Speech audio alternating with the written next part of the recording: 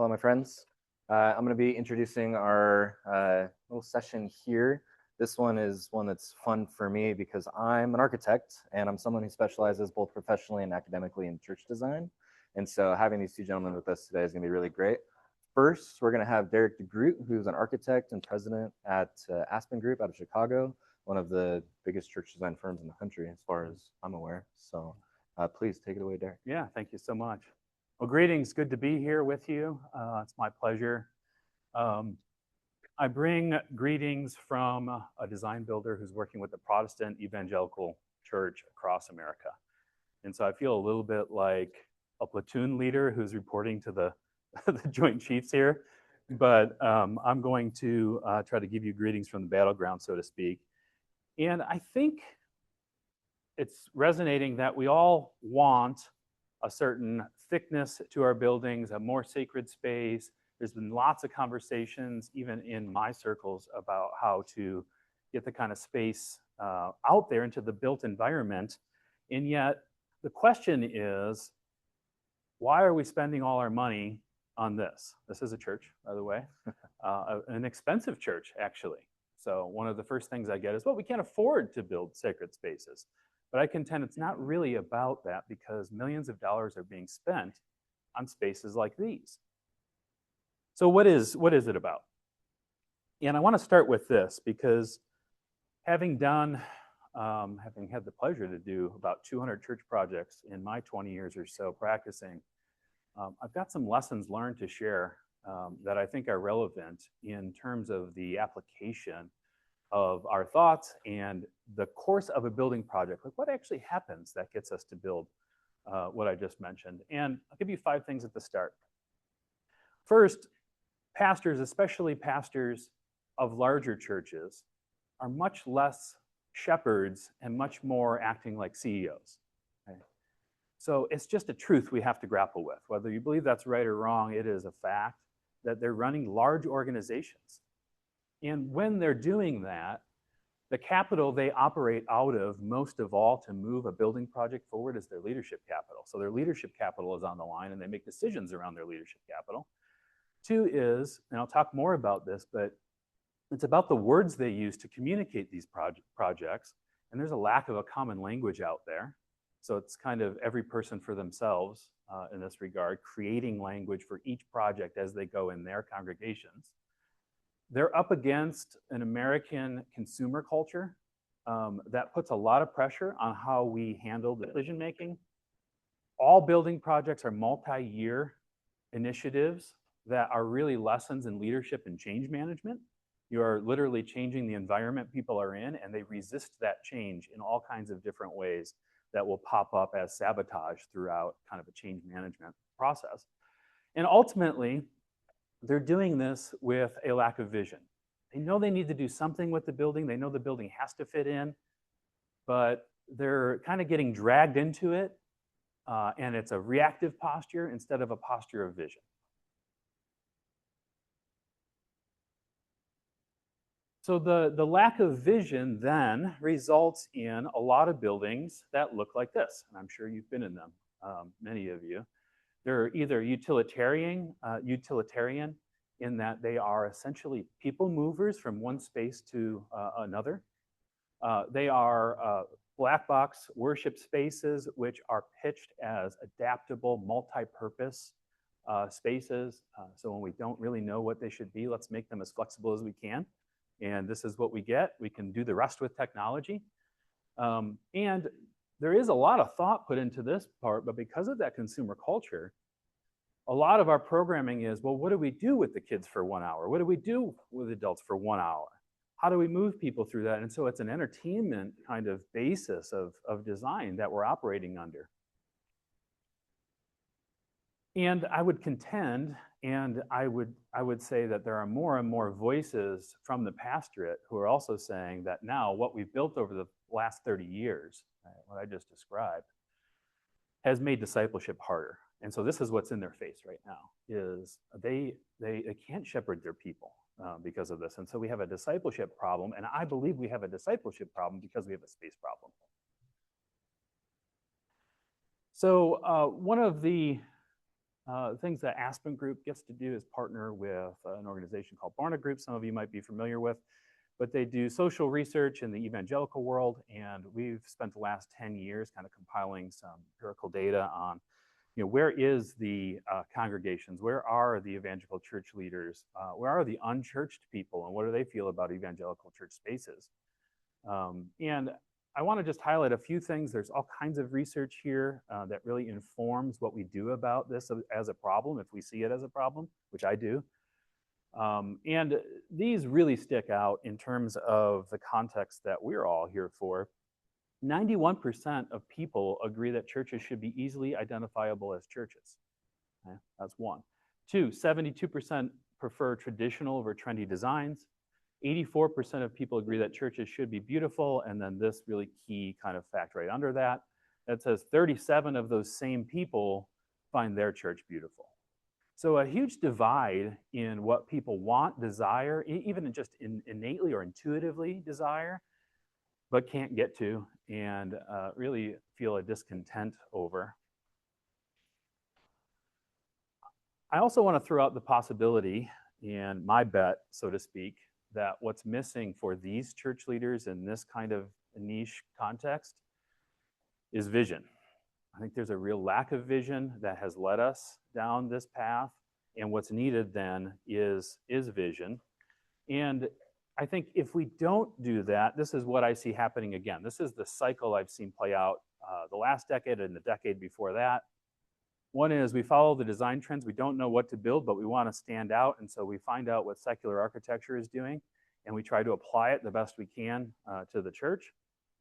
Two is we apply retail practices. We don't say that, but we go around mining for what the retail world is actually doing, because at least the retail world knows how to manipulate behavior, right? They can get people to spend money. And so if we want to get people into habits that we think are good for them, let's see what the retail environments are doing. And of course, we know how dangerous that is. Or maybe the opposite, we just say, all right, we just got to go back to the past. How do we kind of form this team of resistance and build what worked 30 years ago, 40 years ago, and lobby for that in kind of a political way? But I think we could craft a better vision by worrying about these things, or by talking about these things. One is the wrapping into design of a theology of the body, right? Just embodiment as essential to God's design for discipleship and for us. And informing and educating and creating language around a theology of the body as a starting point for a vision. Two is just to acknowledge that spaces do form us by our habits change inside of spaces. And so therefore they're teaching their spiritual formation inside of spaces as embodied creatures. We've talked a lot about beauty. I think that's part of how we are discipled in the ways that we've even heard this morning. And then how do we kind of inform ourselves from a design sensibility from creation and scripture again? I mean, this has been around forever. This isn't new, but it's been lost in a lot of ways. So how do we reframe this conversation and give insight from special and general revelation to a host of people who don't have the language for it or the understanding for it to apply it to building projects? And then the other part of it is an acknowledgement that these evangelical church leaders, they communicate in words. And best case, they get to have dialogues like we may have with some of their constituents. But most times they have a very short window to say a very few words about what they're going to do, and trying to rally support for that, whether that's political support through their leadership capital, whether it's conversations around stewardship and money and giving, right? It takes money to build buildings, and so they're fundraising in this. And so what I'd say is there's these 5 buckets of narratives that pastors are always pulling together. On every single project I've seen, they're talking about stewardship. They're usually talking about it in only one dimension of stewardship, as in how much does this cost and how can I be responsible with the dollars. It's this cheap, thin view of stewardship, which I can't stand personally. Purpose, we're always talking about purpose, but the way it usually sounds in these settings is we can do this many more programs if we have this much more space. It's an activity-based kind of consumerism. The context is also very thin in how we talk about our surroundings. Very little conversation around our witness, like what will happen? What are we conveying in terms of the language of building to our people? A very little conversation around that, and almost no conversation about the experience, but it comes up through these processes about how will I experience a space. For example, if I'm a kids minister and I'm at the table, I now want to bring in my experience and my kind of volunteer basis experience, and that's how experience gets talked about, my experience, my domain. And so I think there's opportunity in these narratives that are already bunched and pastors are already have vehicles to talk about, but we've got to reframe these narratives for them. And so Aspen Group has, we see possibility in a new church architecture. And I'll talk about how we see this and how we're framing this here in a second. But I also want to kind of add one more component to this as an architect. I think one of the things that's happening out there is architecture is being commodified. It's seen as a commodity, especially in this particular niche domain. They will buy architecture as cheaply as they can.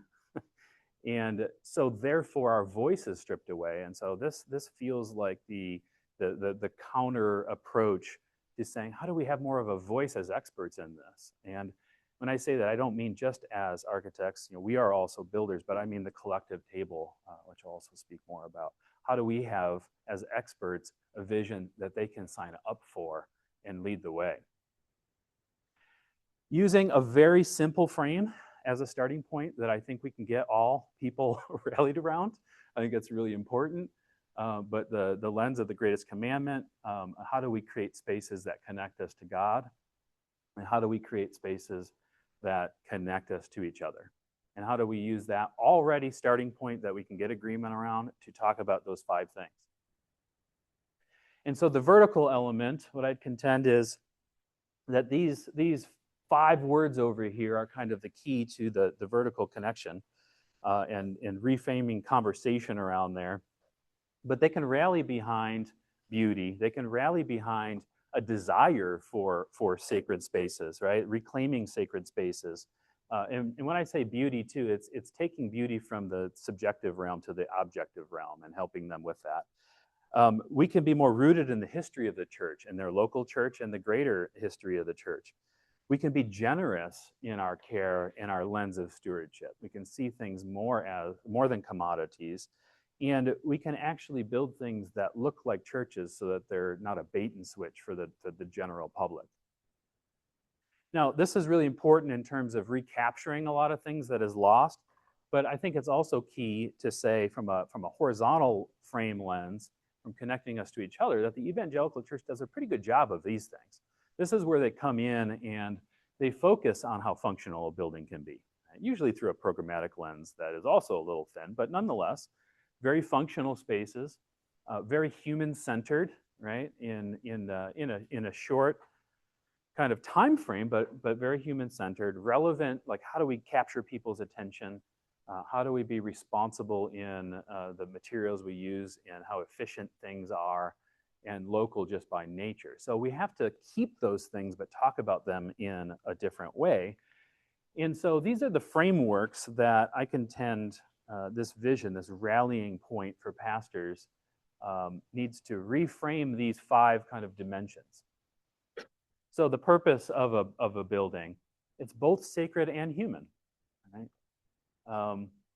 The experience of a person inside a building should be full of beauty, but also should be functional. They're not opposites. And by the way, these are pitted against each other in the evangelical world. Right? You can't have both, so to speak. But I think contextually, how is it rooted in these traditions, but still applicable to where people are at? The evangelical world wants to meet people where they're at. So how is it relevant still in that way, while also remaining rooted? How is stewardship reframed as something that is maybe responsible and efficient nonetheless? And we do count the cost before we go into building projects. but also have we had conversations, and can we have conversations about the generosity of our money and its use through building projects? These are eventually spaces that exist in communities for the greater and common good. And we very seldom have conversations inside these multi-year conversations around the generous nature of stewardship and what God has called us to be. And then finally, the witness. What does it convey? What is the language at the end of it that is both religious but also local? So contextual in its situated witness, but also proclaiming God's glory to a community in ways that some of what we're building is not doing, because they don't even understand that that is a church building or what happens in that space. They have no context for that. All of this embraces a key tension and a key aspect of the vision that we're asking pastors to kind of come onto by embracing creative tension and embracing the power of and. I cannot emphasize enough that these things are pitted against each other, as you can only have this or that, and so choose. And so they choose functionality over beauty because they don't think they can have both. They think it's all or nothing. And so I think we have a chance to reframe that narrative in terms of, well, how would we create a beautiful space that is also functional? And how do we go about a design process that makes that possible? Now, if we get that far, our work is also training a new generation of practitioners to know how to lead the church in this vision. So the other thing I've found is, because this is what's built the last 30 years, is people either inside of our very small niche world or in the secular world, they don't know how to design sacred spaces, and they certainly don't know how to design sacred spaces outside of certain segments of the industry. And so there's a training component for architects and other designers inside of all of this that we're undertaking. And Dr. Neerman has been helping us with very simple principles that are timeless in nature and can be reapplied in new ways. Things like emphasizing verticality, things like playing with the geometry of space, and but also having holistic honesty. You know, instead of just smacking a steeple up somewhere where it doesn't belong, how do buildings have some honesty to it? The processional journey, right? Instead of people moving, which is what is the most efficient route from the parking lot to the sanctuary? Never mind the other way around, which we don't even think about. But what is the actual processional journey that we want people to experience? How do we slow them down in nature? Spatial distinctions, right? And guilty as charged here, but our firm, like many others, has these random patterns in flooring and ceilings, and they make no sense, right? So how do we reclaim the basic principles of spatial distinction, scaled intricacy like the created world? How do we recreate that in materiality? And play with natural light, which is almost completely lost inside of our little niche, which is just bizarre and unusual. And so we have to reclaim this in a simple way for the architects, just like there's got to be a reclaiming and a vision and a narrative for pastors to glob onto. And I think we can do it, though. I think we can train people if we can get pastors rallied around this vision. But I will say, until church leaders can cast bigger vision to their congregations, none of this can happen. Equipping them is the epicenter of this vision. And I think we all have kind of a role in this. I love the idea of a bigger table. I'm here to learn from you guys so that I can apply what I'm learning from you. I don't have those overlaps and spheres naturally. So there are a few places that bring philosophers and theologians and architects together to talk about how to do this. So it's been a privilege to learn from you. And I'll just also say it'll take you to do this across the evangelical church if we can make a dent in this. So thank you.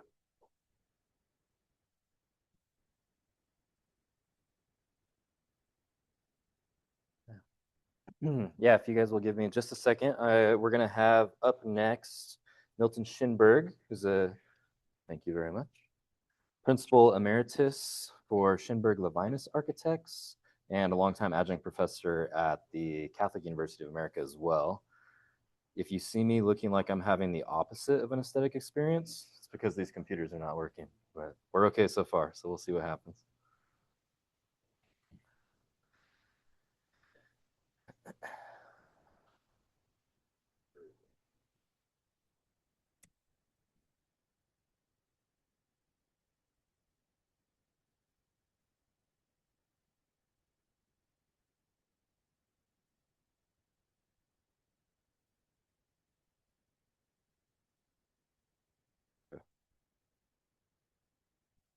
Milton, can I give you this? It's on your jacket. Is it possible to turn this bank lights? Let's see.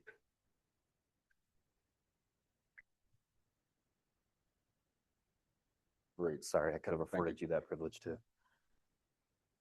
Okay, and then Milton, if you would like the remote as well. There we go. So again, Mr. Milton SHINBERG, architect and principal emeritus at SHINBERG Levinas Architects and a longtime adjunct professor.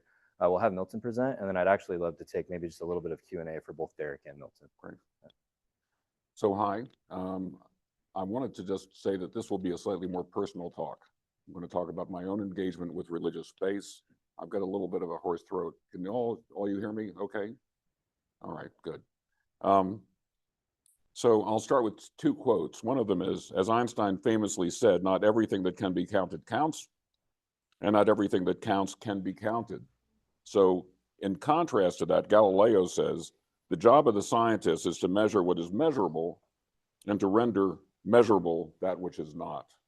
So we're here together in part to try to reconcile those differences. And I'll share how my own current thinking intersects the themes of this symposium with that in mind. So I'm an architect, I'm a teacher, I'm not a scientist, but my work over the last 40 years is a kind of Venn diagram that connects all three of those professions. My greatest area of curiosity before turning to architecture was actually physiology and medicine. I wanted to be a researcher. So this is kind of coming home to me before I went to the dark side, architecture. So when I pivoted toward architecture late in my teens, as we all know, constancy is not the primary law of teenagers. That change enlisted other developing interests, years of making art and summers working construction. So even with my sudden detour into architecture, my curiosity about the sciences of people and my hunger for discovery never left. I found a wonderful opportunity to bring them back together. So I've now been around long enough, quite a while, for me to see the enormous potential for the sciences of humans to inform architectural thinking and design. So in a way, I get to return to that earlier passion with a fresh purpose. So what I've learned about that connection has enormously enriched my teaching and the presumed benefit for my architecture students and my clients. And along the way, shameless self-promotion, that resulted in a book, which I encourage you to come take a look at later on. So what we're doing here at this symposium, we're here to discuss how we can understand and hopefully measure transcendent experiences that have dimensions in the realms of religion and aesthetics, including those that land in architectural experiences. To do that, one of the issues that we have to face is whether we have a starting point for research at all, whether we can do that in the first place. And we can and should query whether there are structural obstacles that may keep us from succeeding. So where theological aesthetics touch architecture, such research requires an understanding of the foundational relationship between people and space generally, and then more particularly religious people and religious space. So first there's a general case, and then there's a more specific case. As a significant aside, it can also involve people who are not religious. We've started talking about them, who nonetheless have profound emotional and aesthetic experiences in religiously intended spaces. I'll illustrate aspects of our quandary with a relevant experience of my own, one I've pondered both as a worshiper and as an architect and as a teacher, and here it is. In the synagogue that I grew up in, the main sanctuary had very massive walls flanking the ark in the center. And those flanking walls were unadorned. They were just blank, very tall. I think they were probably 55 or 60 feet tall, rough textured, and very powerful. And they were reminiscent of this wall in Jerusalem, which had great power and obviously great relevance. The central part of the space, the ark that holds the ancient biblical scrolls, the Torah, is clearly architecturally focused. And yet, for me, facing one of these flank walls, it attracted me and it seemed to have more meaning for me. These kinds of experiences of walls like this, are awesome and ineffable. So for some reason, and the reason remains a mystery to me, that I continue to ponder, I gravitated to one of those flank walls and I chose my seat next to it rather than centrally in the space. So that when I rose with everyone else in the congregation for the individual silent reading of the Amidah, which is the core prayer of the service, I would be facing that massive wall, not the ark.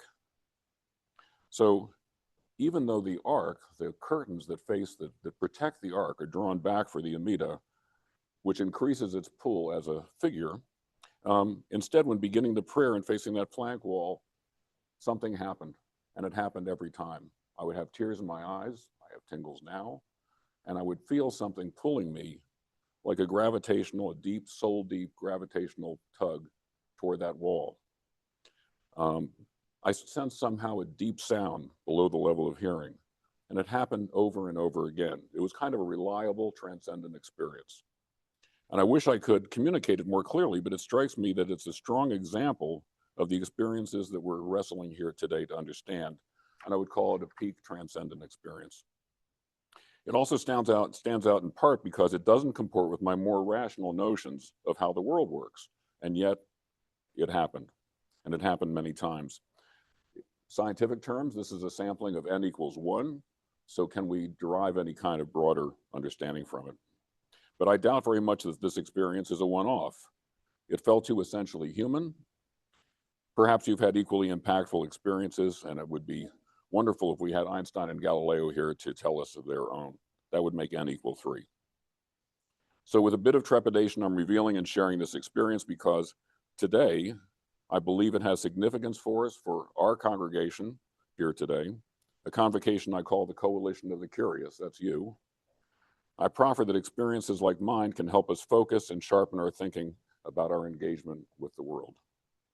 As to measuring them beyond a narrative such as mine, I'm inspired by Julio's research and connections to, and others that have confidence that you can actually pursue this through research.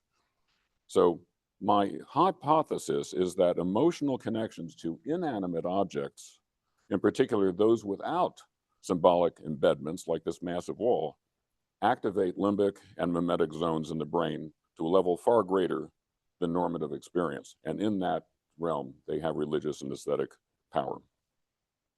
Those moments were clearly not so much what the wall brought to me as what I brought to the wall.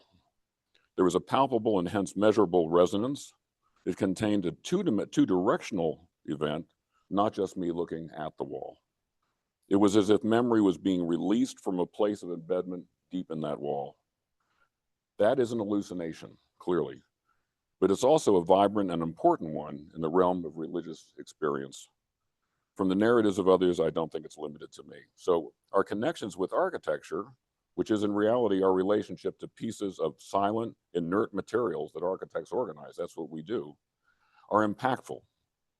And for us here today, we can and should be asking whether that is a dialogue, and if I can continue to use that term, whether it is susceptible to research, whether through my hypothesis, of course, or other possibilities. I proffer that such research is needed, it is ongoing, because whether the experiences studied are transcendent or routine, which seem like opposites, we live most of our time in an energized contact with the physical world. We are surrounded by architecture so much. So given the limits of my expertise and experience, I must leave to others how such research would be framed and what valid data could be harvested. But the duration of the experience of transcendent, the experience and intensity of transcendent experiences is too strong to be discounted, and it is measurable. How long do we engage, and in what way do we engage? Whether it's conscious or not. Whether such research is qualitative or quantitative, the consistency of what's observed and observable among the subjects could shed light on what matters most architecturally. If consistent enough, a template for better understanding aesthetic experiences in the realm of religion could emerge. And that's something that I feel Anjan is working on. It's that constancy of response. If they are not consistent, that's also a valuable outcome. And such a template could have enormous value for designers who are seeking the sine qua non of transcendent experience and the minimal thresholds that can induce it. I would like all of our conversations to have in mind that it would be great if what we talk about, what we measure, what we discuss, what we clarify could actually land in the world of architectural thinking and design. And then there's complexity of research, the number of factors that are irreducible if meaningful outcomes are the goal. Does reduction to just X and Y and Z strip away the core of the answers we seek? If we take away that complexity, do we lose the heart and soul of the experience? So some research conducted at UCL by Hugo Spears and others already measures the response to the physical environment as a variable, specifically while passing along paths with different architectural content. Such research can help us decipher which physical characteristics trigger which cognitive responses, and particularly at what level of intensity, and these bands from the blue to the yellow to the red indicate the intensity of the experience. So here's another narrowing to scientific research that I could proffer that could be revealing. And as in the UCL research, rather than study every facet of engagement, and we're tempted to do that to try to understand architecture, which is multifactorial, instead of that, I suggest we study people in one aspect of that, which is the sequence of spaces that get us from the outside to the inside, from the so-called mundane to the sacred and architectural space. I'll give an example here. Here's how Frank Lloyd Wright does it. This is a section cut through, so these are vertical differences, through the Unity Temple building in Oak Park, Illinois. You enter the building at 1, which has a very high ceiling. Over there at 3 is the sanctuary, which has a terrifically high ceiling. Very monumental space, very captivating space. But to get from 1 to 3, you have to pass through 2, which is a ceiling about this high. It's oppressively low. And what Wright is doing is creating this transition from the mundane to the magnificent by going through a series of experiences where you're crushed down and then you explode outward. I'd like to know how those experiences are experienced, how those can be measured physiologically.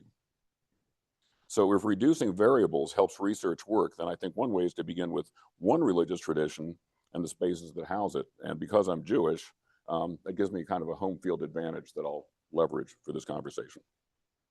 So such an approach affords the benefits of contrast, whether it be with Christian worship or Buddhist or Islamic or Hindu or Shinto or Taoist, among others.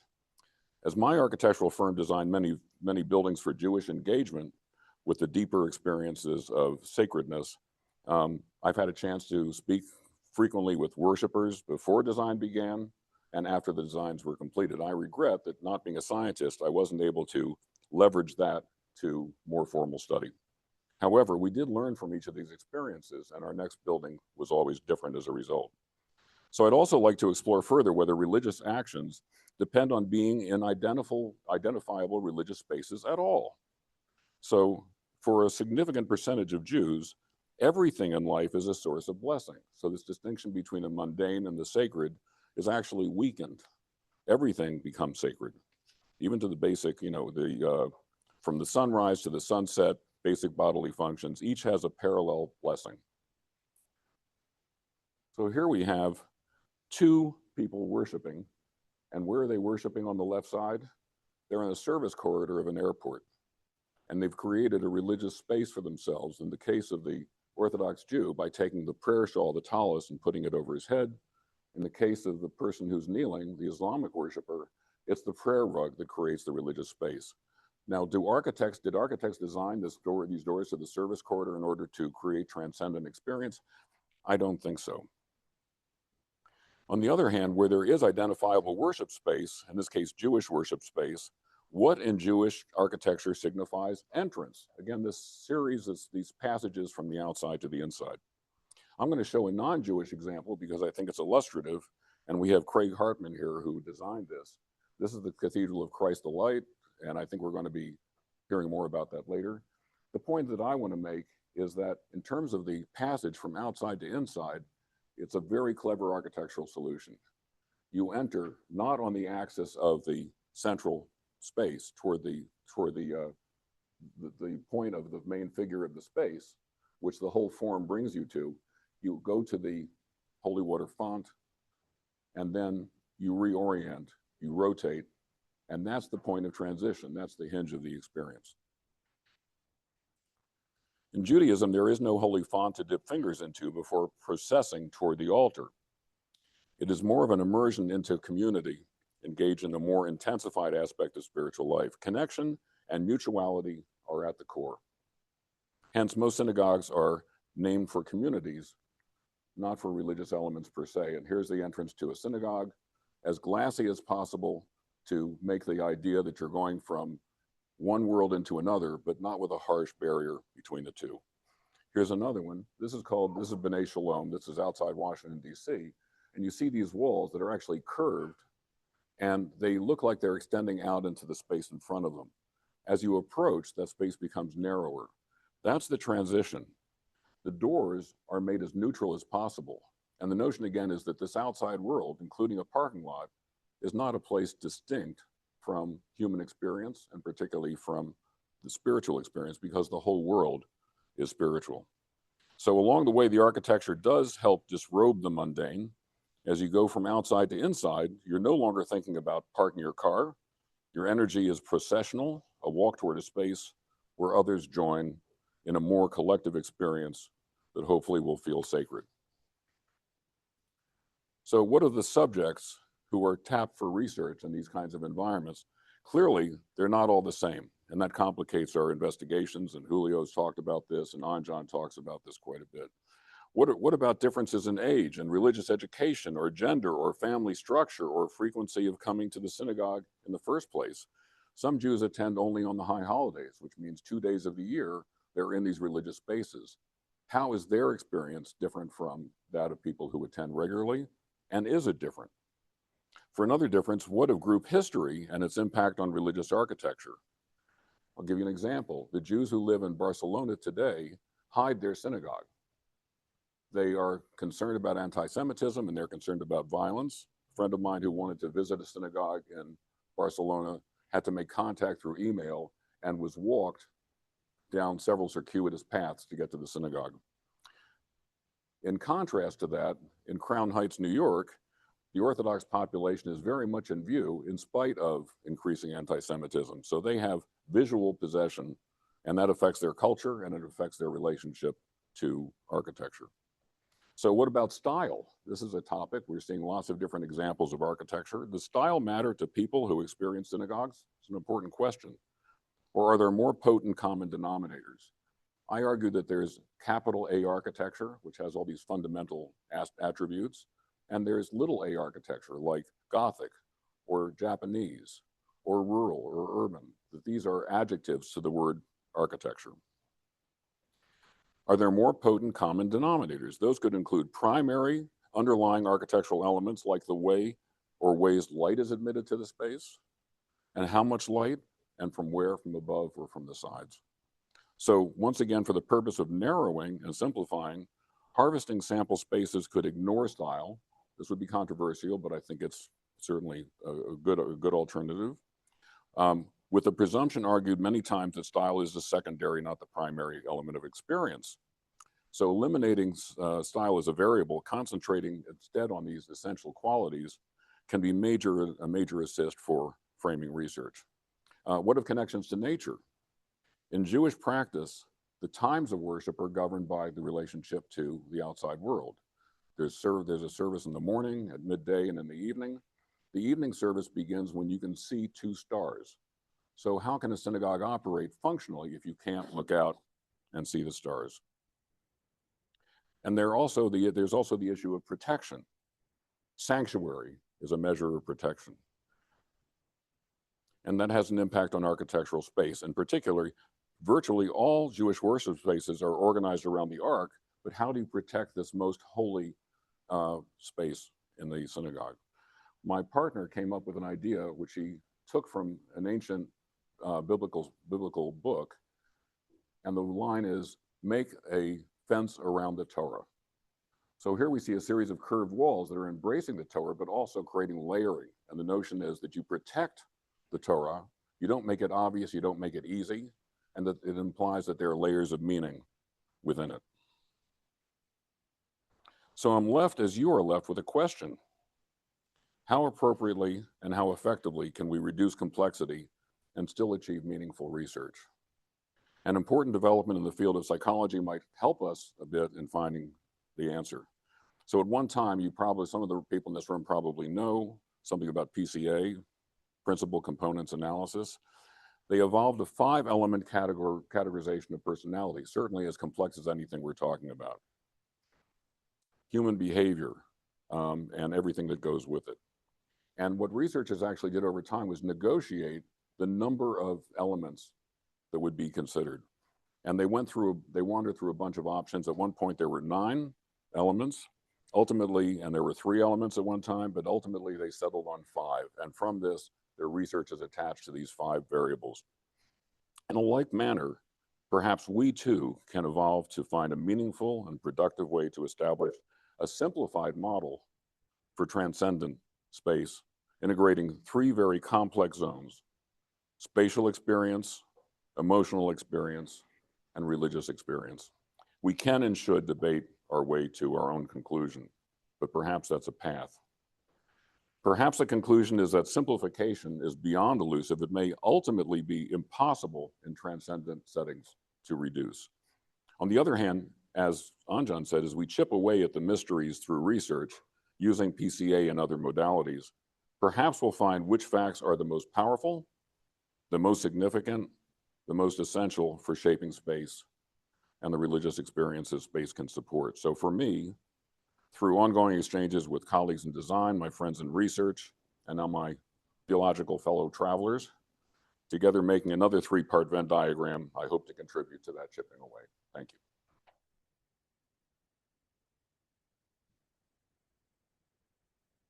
Thank you, sir. I'd love to invite just an opportunity for just a little bit of Q&A for these 2 gentlemen, both Derek or Milton. And then if there's more Q&A than time will allow us right now, lunch is next. And so we can continue that conversation on. Limits Q&A. If there's any particular questions, yeah, Roberto. By the way, I've done 200. I really appreciate the importance of vision. So, and then the fact that you've identified that as the foundation of any program, but also creating framework that vision. I would say that that resonates with me because our firm always begins with a visioning workshop with any congregation that's going to work with, in order to address questions like, what is our particular faith community's character? How do we distinguish ourselves from the next community? How do we want the world to see us? How do we want to be? What do we want to project to the world? How do we want to collaborate with each other? All these kind of things that the framework helps to unpack, right? And then that becomes the foundational charter document for inform every design decision forward, which also helps avoid the sort of grandstanding of individual members of the committee who want to take us in that direction. And we can say, well, wait a minute, that doesn't conform to what we've come to consensus with as our vision. Anyway, I just want to thank you. Very helpful. I can add to that in my firm, and obviously in yours too, you want to get a sense of what people want by engaging them in the conversation. And they are telling us essentially what the project ought to be. We're not telling them. And it turns out to be very pragmatic in the success of an architectural practice, because if the ideas resonate with the people who you're drawing from, they become your collaborators, they become your allies in the whole process. Exactly. So the way I describe it, what we do is facilitate a process that empowers the committee, eventually, conversation, to take ownership of the design. And therefore, they will become ambassadors to get buy-in, so that people will actually invest financially and emotionally. Yeah, so I think it's a critical process. I've seen that process change in the last 10 years, specifically for us, in that, first of all, the pastors themselves are not as educated as possible.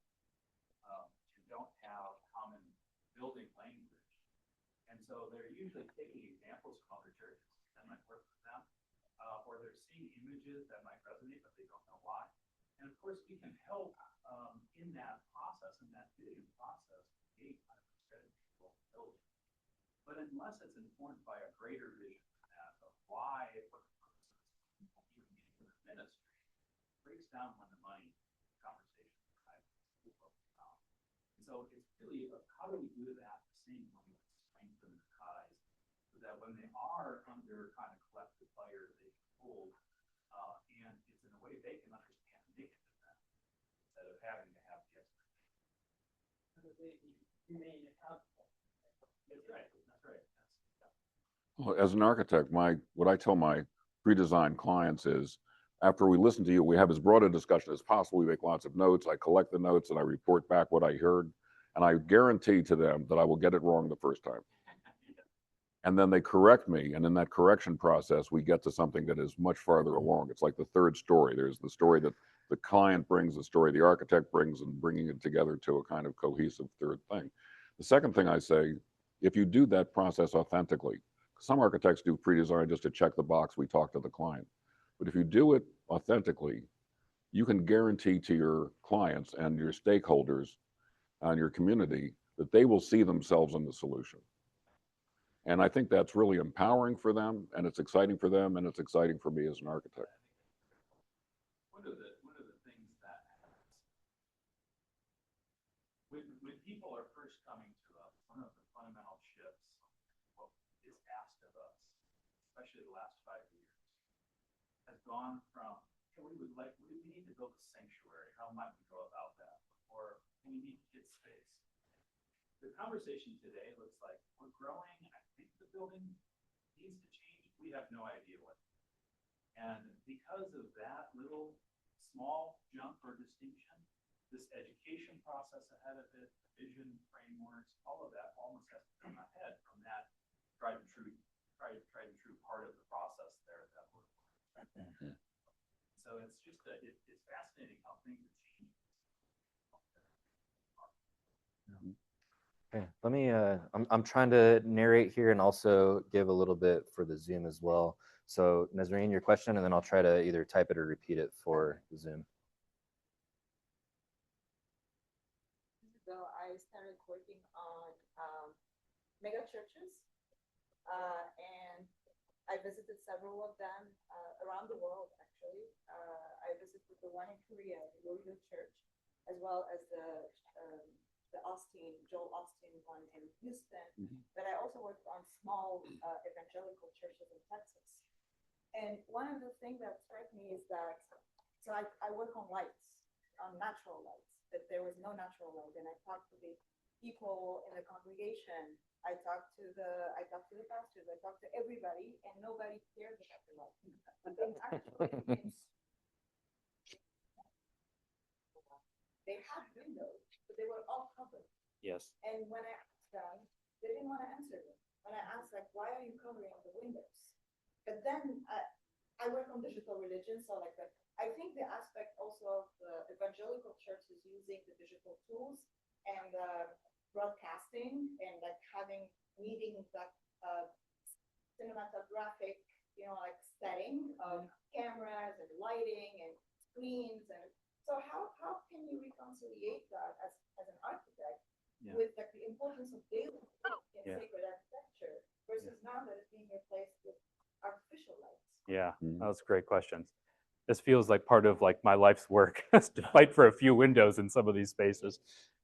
So I want to say a few different things that I think impact that conversation in terms of the why, which I think is really important to understand.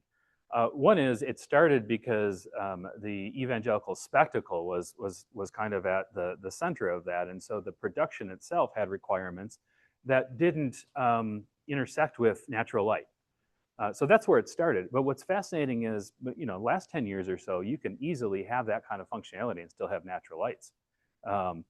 And yet now what has kind of happened is there's a style that was born out of that. And so they don't want natural light because that's not what we do, right?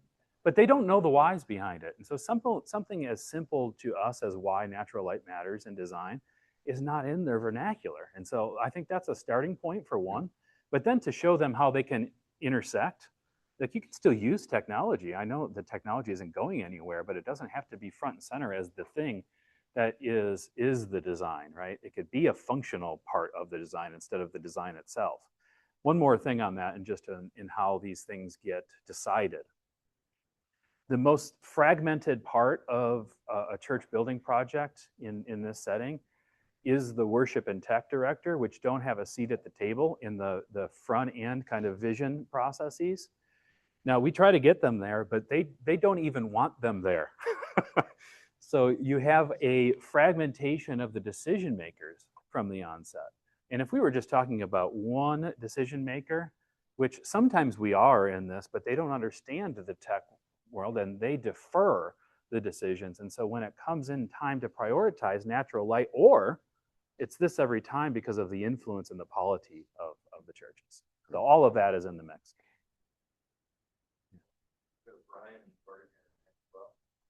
So there's some data that when you prime subjects with talk about moral relativism, they're more likely to cheat, break the rules. I'm curious if, like, this widespread idea that beauty is now subjective, you encounter that as a source of resistance. Like, beauty is just subjective or in the eye of the beholder. And why should we spend extra money on it? It's just beauty. Yeah, well, you're getting at my opinion here on where they're at, but I think they believe it's very expensive and it's not worth anything in terms of its relative value. So on its own, they would say that beauty is important. And they would probably even refer to nature as evidence of this.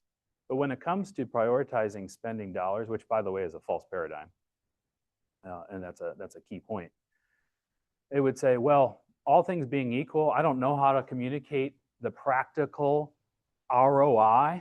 Remember, these are now people operating as CEOs rather than shepherds. So to use an ROI language when we talk about stewardship, as opposed as a holistic definition of stewardship that includes these other things, there's no vehicle to talk about it. There's no vehicle to defend it. And if you don't have a starting point of desire for it, it's not going to happen. In the case of the projects that my partner and I did, we came to a conclusion that was different. And the conclusion of what we used to say to each other is beauty sells. And it was true. If we developed a design that was beautiful, it was very easy to get support for it. People had an emotional connection to what we were proposing. And sometimes we took the drawings that we made. Architectural drawings can be kind of hard, almost harsh sometimes. And in one occasion, we hired a watercolorist to redraw our plans, redraw our images in watercolor. And we noticed a huge difference in the reception of the work. But I think the main thing, to say beauty sells sounds a little bit crude, but it's actually an emotional truth. If you do connect, if it does resonate with you, you have a better chance of getting approval and support. I just have a question about whether the following two considerations play or could play anything. If you think back to a few centuries ago, or further back, when people set out on church building projects, two things were important. First, is this a fit tribute to the God we worship? And secondly, this isn't just for us now and today. This is building for the generations and often incorporating an inheritance from the past. And so it's perfectly possible for church building people to take 150 years.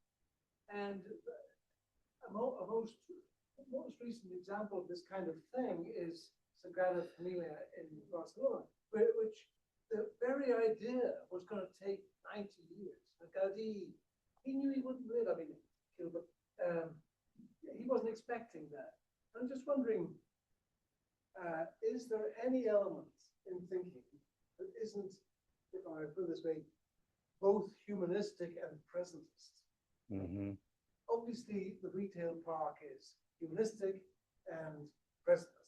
What will work for people here and now? Yeah. That's all we care about. Yes. If 50 years time, we'll knock it down. that's not how it was with an old Roman church building. I'm just curious, in your conversations and the search for vision, does anybody think in these terms now? In my world, very few. And I have to speculate as to the reasons, but I think we've talked about one in terms of sanctification and where people are at collectively in the discipleship, in their spiritual formation. Because to care about that over time, I think is a degree of discipleship embedded in there to some level. So that's one. The other side is everything that we count and measure lends itself to the short term. And so they have, as leaders, the thing they are measuring, best case, is the number of baptisms, the number of people who have signed up for a discipleship program, the number of evangelism outreach events. All of that can be measured very simply in the short term. And so the question is, where is the desire for that other part? And I think pastors have a hard time imagining that there is the desire that is latent or under the surface that is actually there, though, because the social research says people are sick of building things this way, and we're already in an age where we're receiving a disposable building, and then the collective community experience is of disposable buildings, and so there is a resistance coming.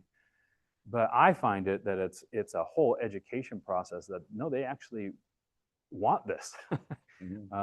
So just some thoughts, but Maybe I know that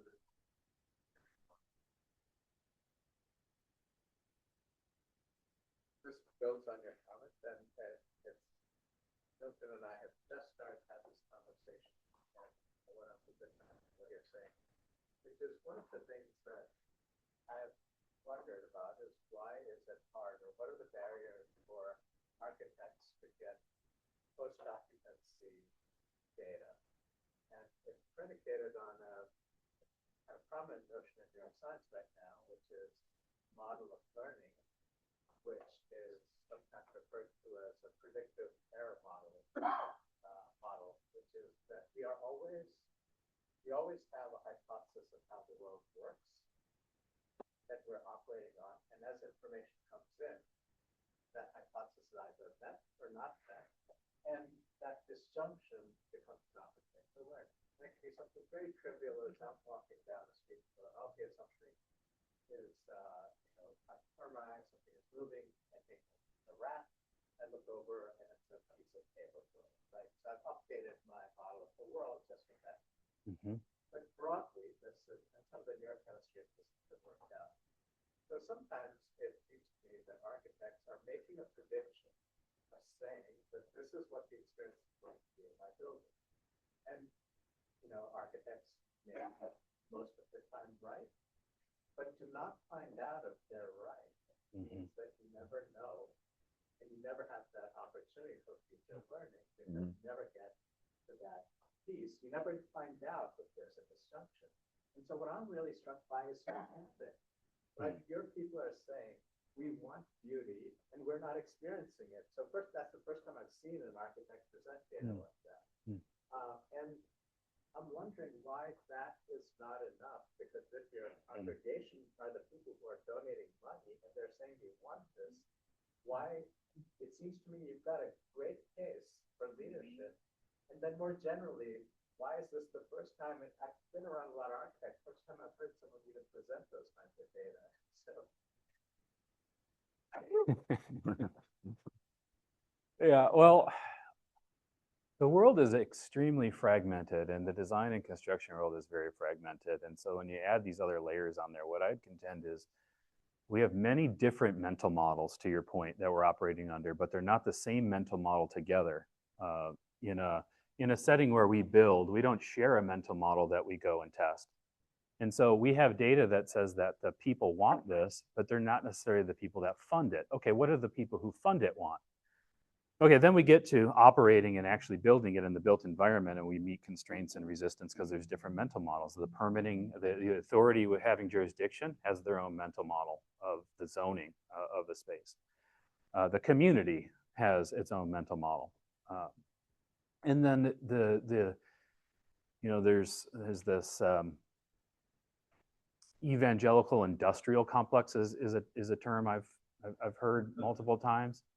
And so there's a mental model of what works in ministry that competes with the data and the findings. And so what it looks like is a nodding of the head and then actions that operate off those distinct mental models. And we haven't even gotten to the mental model of architecture versus construction that is so different, and then puts unknowns in the air, change order rates that are 20% in the industry, and these money complications and mental models. And so what I would say is it's so fragmented out there that we're not around the table talking about how all of this can be one mental model. Best case, we're doing what we talked about, which is we're getting a few of the groups to agree in what we're trying to set out, and then we run into these other models as we go. So I believe that's actually the constraint.